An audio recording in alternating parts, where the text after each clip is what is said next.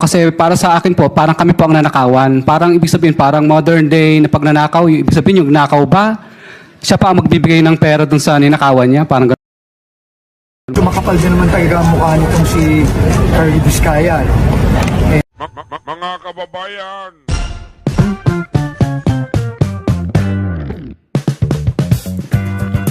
Si Senator Marcoleta ba, hindi makapal ang mukha?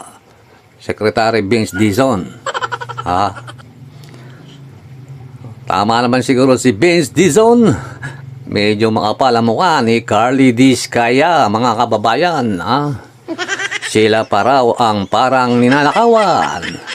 Pakinggan uli natin ang sasabihin ni Boss Marcoleta, mga kababayan.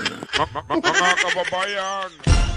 Kaya, pinipilit ninyo na mag-restitute. Sabi niya, ewan ko kung pinag-usapan ninyo. What did they tell you, Mr. Vizcaya?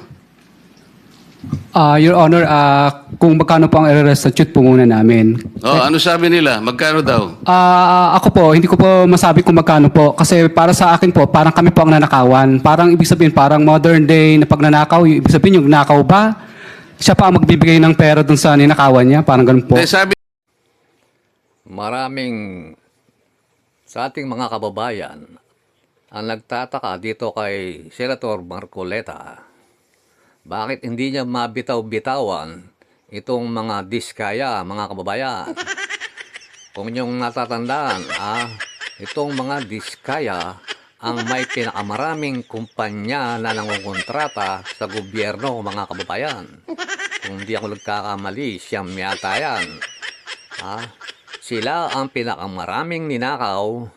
Sila pa ang unang-unang gusto ni Marcoleta na maging state witness, mga kababayan. Mula pa noong 2016 hanggang 2022, namamayagpag na ang marami nilang kumpanyang nangungontrata dito sa gobyerno, mga kababayan.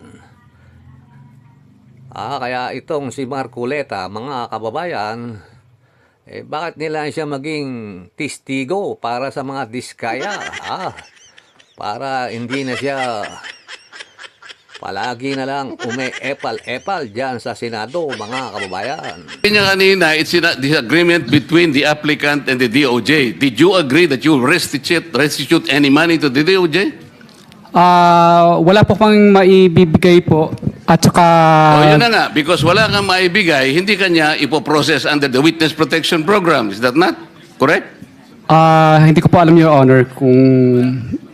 Mr. Chair, paano to? Ito si Mr. Vizcaya, he was the first, tsaka yung asawa niya who applied under the WPP.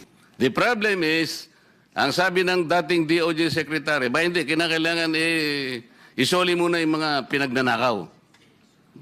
Hindi po pwedeng ganun-ganun lang. Paano ngayon siya mapuprocess if that was dangled? Paano siya mapuprocess to begin with?